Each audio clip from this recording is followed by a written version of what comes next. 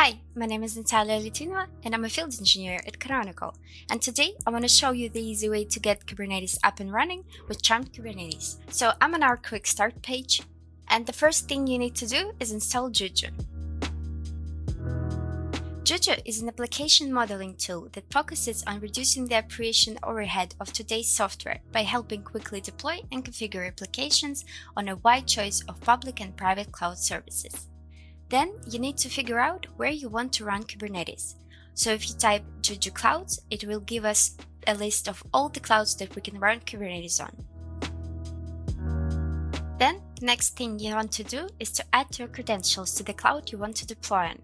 We do this with add credentials, and in this case, let's say I want to use AWS.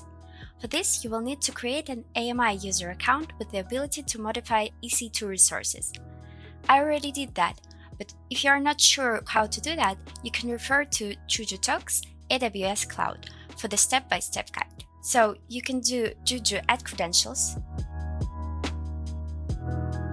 and follow the directions, or you can use YAML formatted files to store credentials information for any cloud. My file looks like this. So in here I have the information for my AWS, Azure, Google accounts, also my home NAS, OpenStack, and vSphere. To add any of those, I just need to type. You can also just Jojo autoload credentials, and it will grab all the keys that you have set up on your system. So you can have your AWS keys or your Azure keys and so on. For AWS, it will be those values. After that, you're all set up and you're ready for Bootstrap in the controller. You want to specify the cloud we want to be on and the region we want to be on. And we will call this controller kubes_demo and specify the credentials. The controller is the machine that will do all the actual work of handling things, like the model and its components.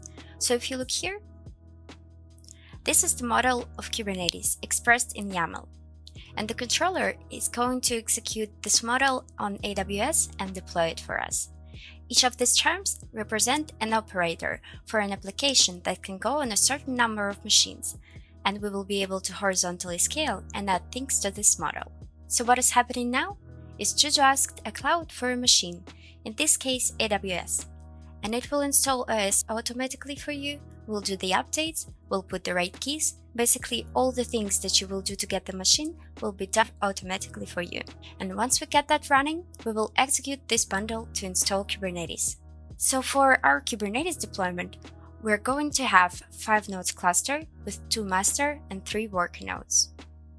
We specify number of units and the bundle in year. We will use TLS for all inter-node communication for security reasons. For this, we're using Flannel as a CDN. Also, we will have a load balancer, so you can just hit one endpoint and go wherever you need to go.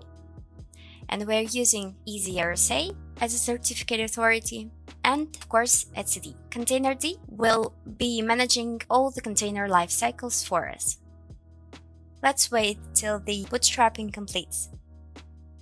So what we can do now is do Jojo status and see that everything is empty. Then we're going to watch this Jojo status. And over here, we will deploy Kubernetes.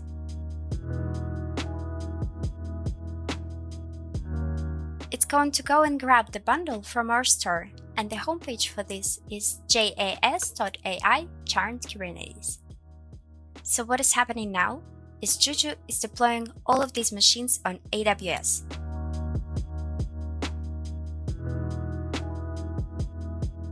You can see that they are starting to get public IP addresses now, and all we need to do is wait for the cluster to come up.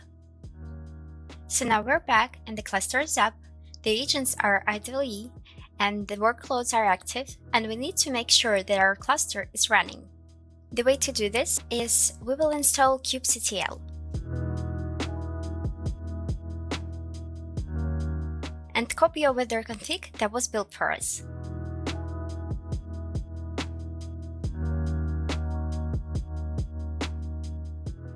check the cluster info.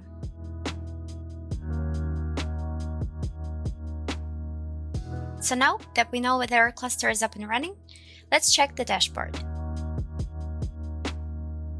I'm gonna go ahead and do a shuttle to our dashboard because right now I'm running on a remote machine.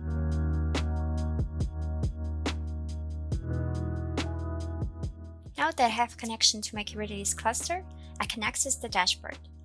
You can find the URL for dashboard in our documentation. To access the dashboard, we will choose kubeconfig. I already copied it on my local machine. So now I can just choose it and sign in.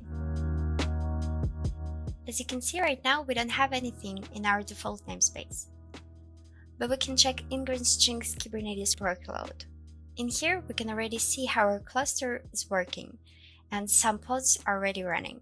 And this is how quickly you can get Kubernetes up and running on a cloud of your choice. Thank you.